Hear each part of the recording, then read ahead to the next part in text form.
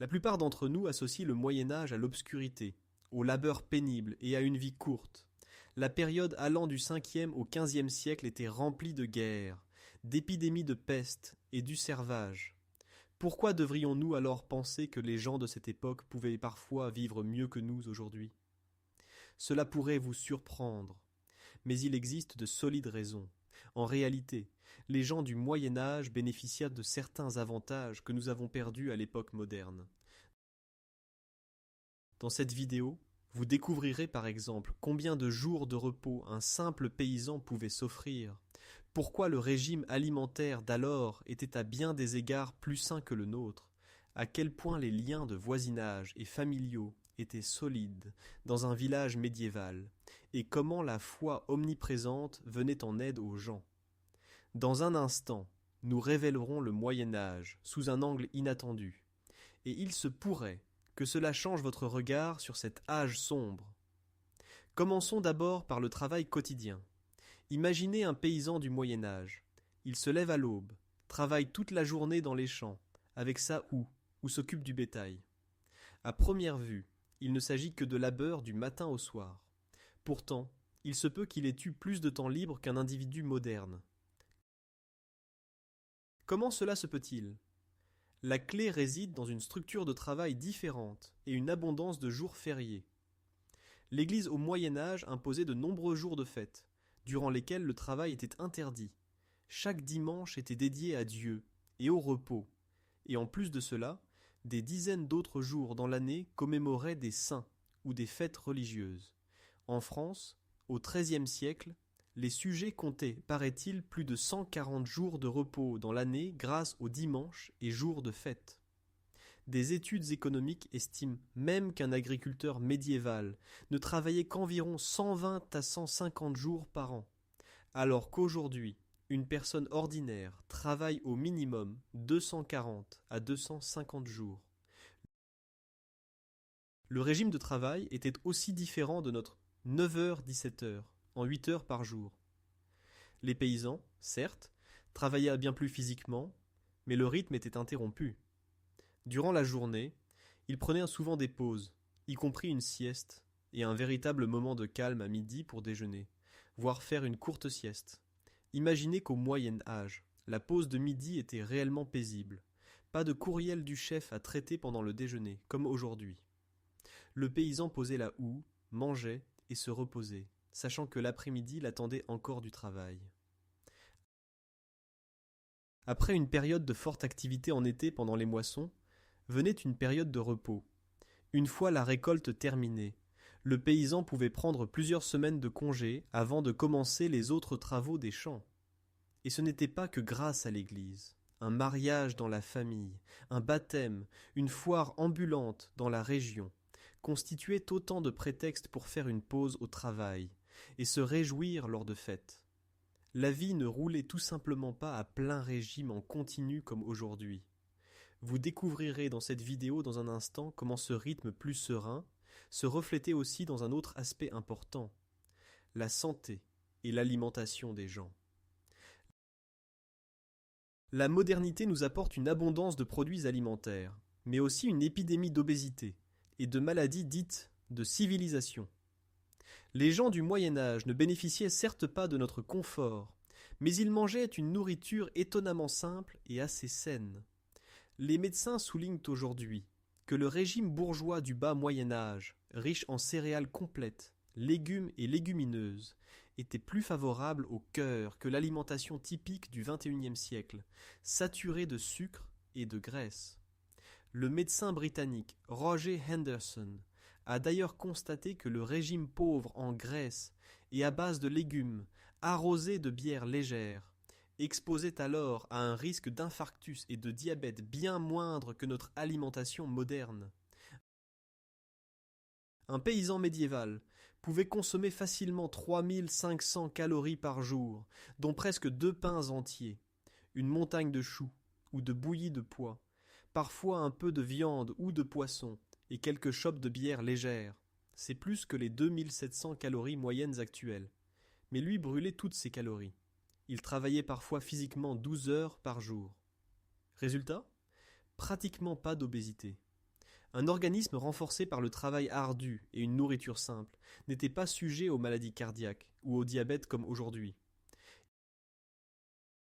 Il est vrai que l'espérance de vie moyenne était basse, souvent autour de 30 à 40 ans, principalement à cause d'une forte mortalité infantile et des infections que la médecine de l'époque ne savait pas soigner.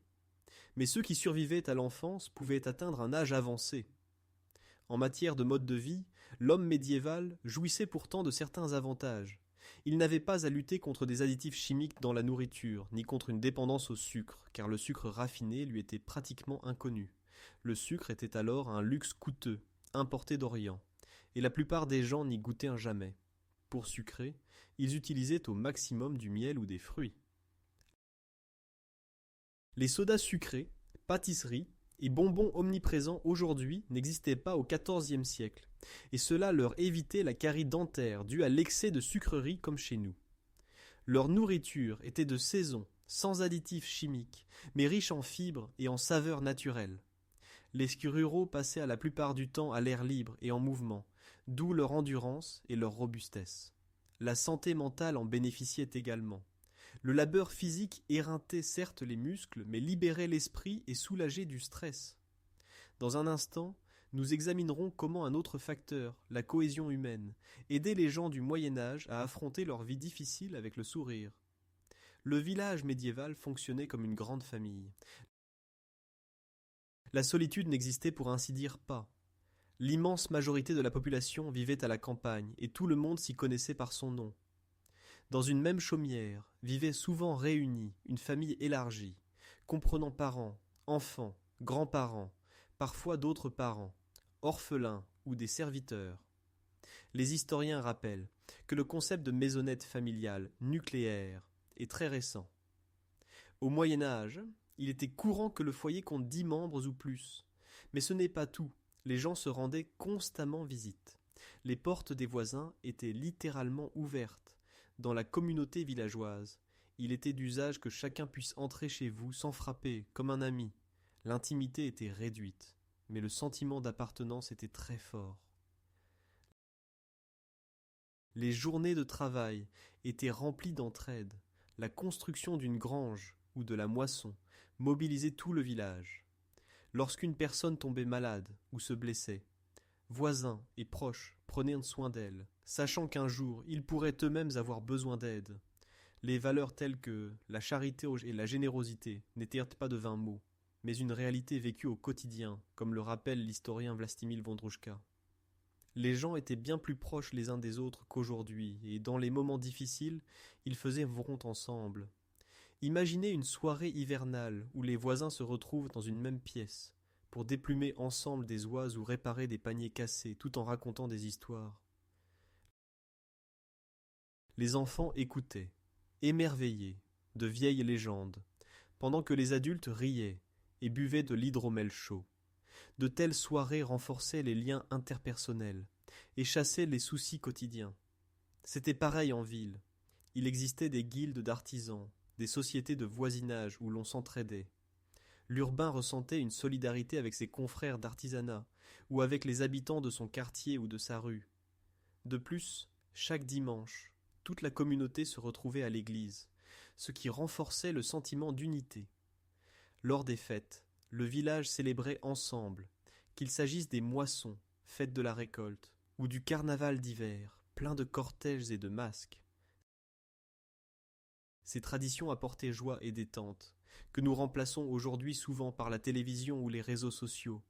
Mais l'expérience n'est pas la même. Bientôt nous verrons que l'homme du Moyen Âge était lié non seulement à ses semblables, mais aussi au monde naturel qui l'entourait, bien plus étroitement que nous. Avant la révolution industrielle, le monde était beaucoup plus calme et plus sombre, au sens positif du terme. Les gens du Moyen Âge vivaient au rythme de la nature et des saisons. Quand le soleil se couchait, le village sombrait dans l'obscurité, troublé seulement par la lumière vacillante des bougies et des torches. Le ciel nocturne était alors parsemé d'étoiles jusqu'à l'horizon. Sans la pollution lumineuse d'aujourd'hui, la Voie lactée brillait de tout son éclat, ce qui n'est plus le privilège que de rares endroits isolés. D'ailleurs, aujourd'hui, il nous faut aller dans des parcs du ciel étoilé, pour découvrir autant d'étoiles que pouvait en voir chaque nuit un simple paysan d'alors. Le cycle jour-nuit régulier signifiait que l'on se couchait tôt et se levait dès le chant du coq. Leur sommeil respectait donc les biorhythmes naturels, contrairement à nous qui veillons souvent devant des écrans lumineux. Cela aussi pouvait contribuer à une meilleure santé psychique et physique. Le paysage de l'Europe médiévale était avant tout composé de forêts, de champs et de pâturages. Les gens se déplaçaient à pied ou en charrette, tirés par des chevaux. La vitesse maximale était le galop, pas de voiture ni d'autoroute. Seuls troublèrent le silence le pas du cheval, le chant des oiseaux ou le glas du soir. Il est vrai que les villes médiévales étaient sales et malodorantes. On jetait les ordures dans la rue, et l'hygiène était rudimentaire. Mais à l'échelle globale, l'empreinte écologique de l'homme sur la nature était négligeable. L'eau des rivières n'était pas polluée par des déchets industriels. La terre ignorait les pesticides, et l'air n'était pas empoisonné par la fumée des usines. On se chauffait au bois, et on s'éclairait à la lampe à huile. Ressources renouvelables, certes peu performantes. Tout ce qui ne servait plus se décomposait naturellement ou était réutilisé. Les vieux chiffons pour raccommoder, les restes de nourriture pour les animaux, etc. Un écologue moderne s'enthousiasmerait devant la durabilité de la vie d'alors. Elle était modestement contrainte, mais autosuffisante. De plus, la vie perpétuellement à l'extérieur faisait que les gens étaient en contact avec la nature à chaque instant. Ils voyaient le changement des saisons, appréciaient la bonne récolte et redoutaient les éléments. Quand survenait la sécheresse ou un hiver rigoureux, tous en souffraient et devaient s'entraider. Même à la maison, la nature était toute proche.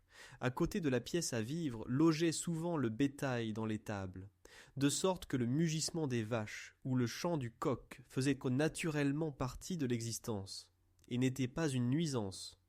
Ce lien avec la nature fait défaut à nombre d'entre nous aujourd'hui. Nous fuyons le week-end les villes vers la campagne pour souffler. Pour un homme du Moyen-Âge, c'était tout simplement la vie.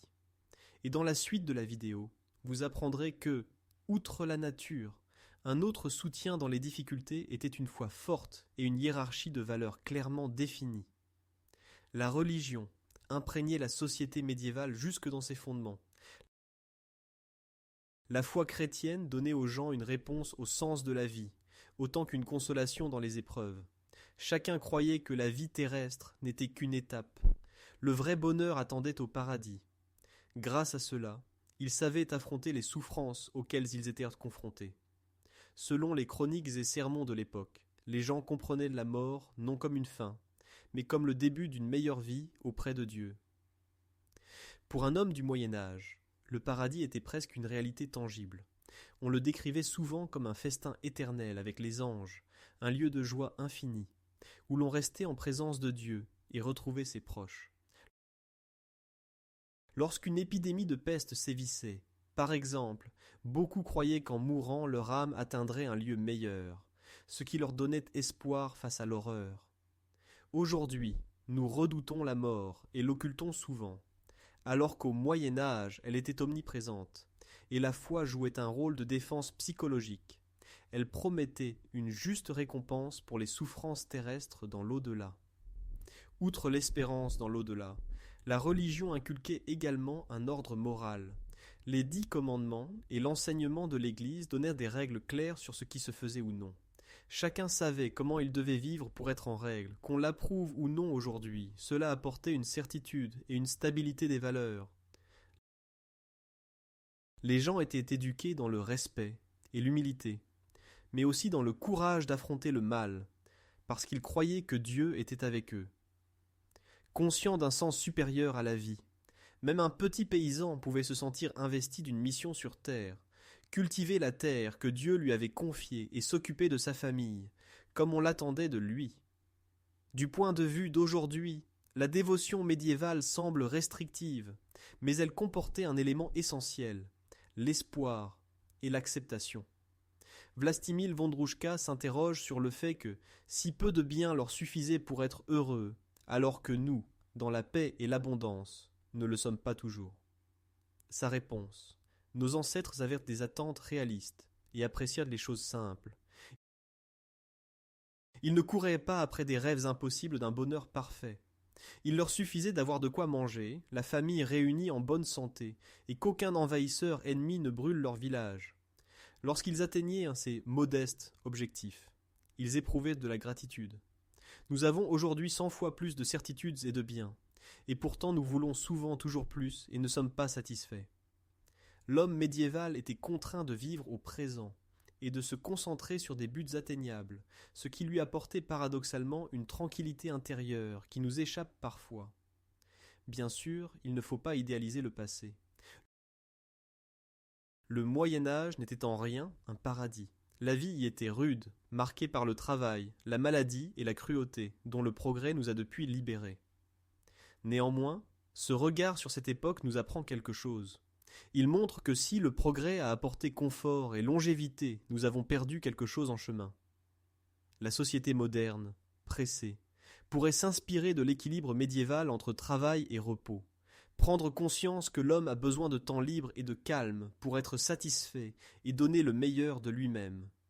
Nous pourrions redécouvrir la valeur de la communauté et de l'entraide, afin que personne n'ait à affronter seul ses problèmes. Notre rapport à la nature appelle aussi à être repensé. Après tout, c'est maintenant que nous subissons les conséquences de la rupture avec les cycles naturels et le gaspillage des ressources.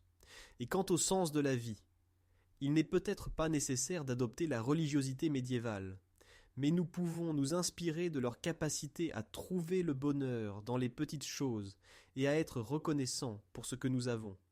Aucun de nous ne voudrait sans doute retourner définitivement au Moyen-Âge.